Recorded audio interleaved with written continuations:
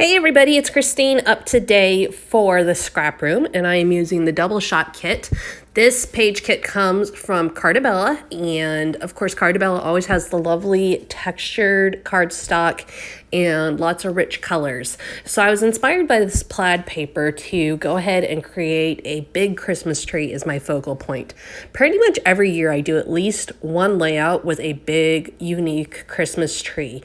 And I am going to link you to the other ones that I've done.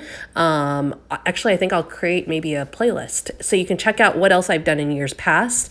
Just because it's kind of a fun thing that I do each year, and I hadn't really thought it was intentional, but I realized it's just something I do. So what I did is I did a bigger triangle, and then I did three smaller. And so you can see how I layered those to put together just a really rich, vibrant looking Christmas tree right in the middle of my page. And, you know, I'm drawn to plaids these days, which I think is true for probably half of the women out there right now based on everything I'm seeing in stores. So this is just a great way to be able to play with plaids, whether you do it with this plaid specifically or another plaid paper. Took a very little amount of thinking and planning to figure out how to make the triangles work, and 4 worked really well for me. So keep that in mind as you're looking at other plaid papers. You might be able to do something unique with it. Now, right now I am just creating a mitered edge with the green the green patterned paper that comes in this page kit. And all I'm doing is I have a 1/2 inch border, and I'm just trimming in those edges at the corner to miter them and make it a nice smooth edge instead of an overlapped one. Now, because I've got this great big center piece, I am going to do very little in the embellishing part of this. I did decide for the tree stump that I would use just 1 square from the plaid, and then I will build it up from there. And I am going to put it on flat and kind of eyeball where it lands. I'm not going to measure it to be in a specific spot. My main thing is I just want to make sure they're on there straight. And so I'll use my T-ruler for that, but I wasn't aiming for that they're 1.5 inches apart or anything along that line. Just wanted to, like I said, make sure that they were nice and straight. Now, one thing I do want to say is traditionally, whenever I put things on layouts, I go in odd numbers, and this was definitely an exception to the rule, but I really don't think it mattered in this case. Structurally, it just made sense and looked really good to go with 4. But when I group embellishments and stuff, I stick with 3s. In case anyone else is thinking that was just something that kind of jumped at me. I am going to add 3 photos, and again, this is something I've done in the past where they're circle shaped, so they kind of have the feel of ornaments. And so I opted to do pictures of my 3 boys, and I did do 2 of the circles bigger and 1 of them smaller, mostly just because of their head size, or the picture head size. It wouldn't fit, to do them all smaller. And so I decided to do them bigger, and then I matted those with a slightly bigger white cardstock to give them a little more pop on the page. And those I am going to pop up using some crafty foam tape from Scrapbook Adhesives by 3L. And I will just layer those down the center of the tree. So you can see that a good chunk of it gets covered up, which is another reason that I opted for 4 triangles instead of 3, because I knew it was going to be a multi-photo layout. And if I had only had 3 on there, the whole tree would have gotten lost, really. And so by adding that 4th layer, first of all, it stretched it all the way up the page, but it also gave me some room for my pictures instead of turning it into a single photo layout, just because I don't lean towards a single photo layout unless I only have 1 photo to tell the story. And certainly at Christmas, I have so many pictures to scrapbook that doing a single photo layout is more of a challenge for me, really, because I want to get all the photos done that I can. So these are all pictures from Christmas Eve last year. And so I still need to do my daughter, I need to do a family one, etc. So lots still coming.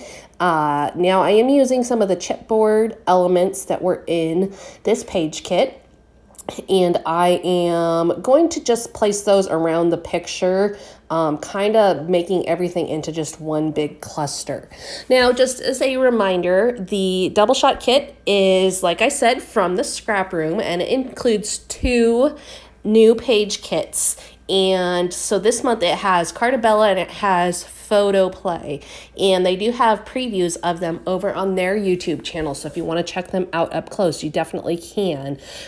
It also, you can pick up the Flavors of the Month page kits, and that one comes with 4 page kits within it. All the page kits come with embellishments. You can also purchase additional add-on kits, which can include more embellishments. You can get patterned papers, you can get cardstock. There's a whole bunch of different options for you. So definitely worth checking out. I love it because I am able to get, between this and the Flavors of the Month kit, I get 6 new collection kits to play with each month.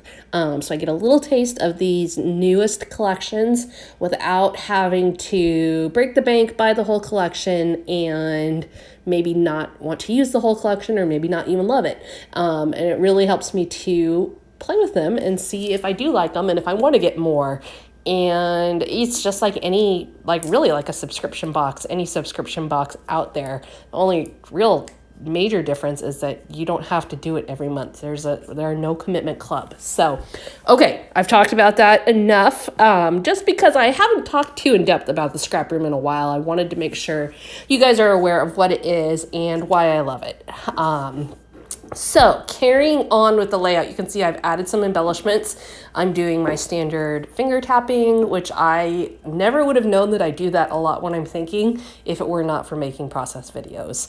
Now I am adding on just some teeny tiny chipboard pieces right now. And this is the point where I kind of hit a struggle. I knew it needed more, but I was trying to figure out where to go and what to do to add more.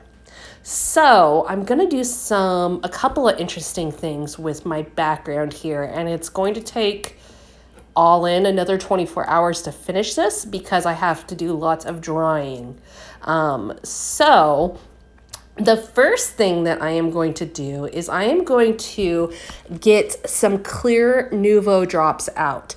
Now, to be clear, this is the first time I have ever done this. And what I'm going to do is I am going to use the clear Nuvo drops with a stencil to add snowflakes to my background. So you can see I just dripped it on each little snowflake opening, and then I'm going to mask it off with some washi tape just to block so I don't get it anywhere extra.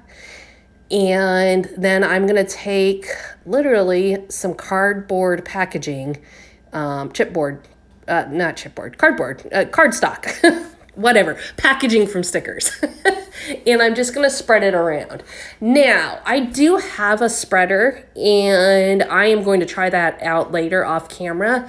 But what I want to point out to you is that this was a good budget-friendly move for me in adding to the layout because I was able to use old packaging to spread it around, so that was sensible. Also, I have 3 packages of the clear Nuvo drops, and I never use them. So this was a great way to create some added texture on my background without using a whole bunch of embellishments, without spending time digging through my stash, and it worked really well. It's a very subtle addition, and so subtle that it's hard to see on camera, really, but in person you can see it, and it really looks like it's an embossed paper now instead of just plain white cardstock. It adds great texture and just a really simple technique. So if you're like me and you've bought a value pack of Nuvo drops and you've got these clear ones sitting around that you're just like, what am I ever going to use these for?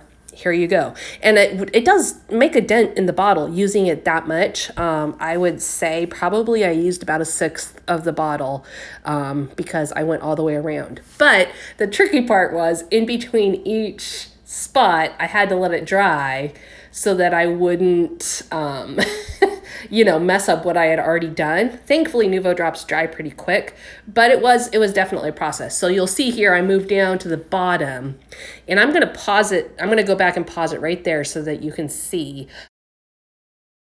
Take a look at how cool that looks. Just a really simple, time-consuming, but simple technique, using things that I already had on hand to enhance the entire layout.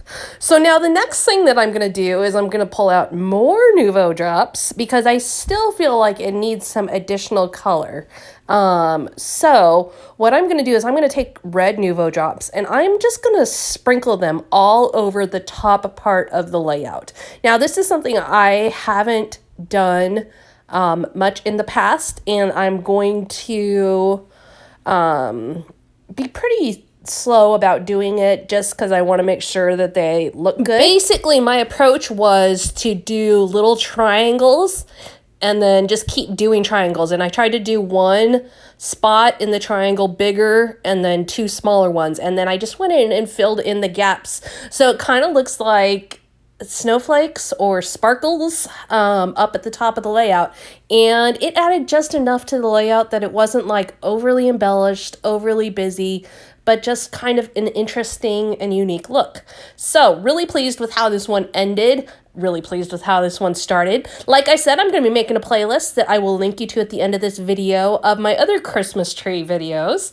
And thanks so much for being here today. Please hit that subscribe button if you're new here, and we will catch you again next time.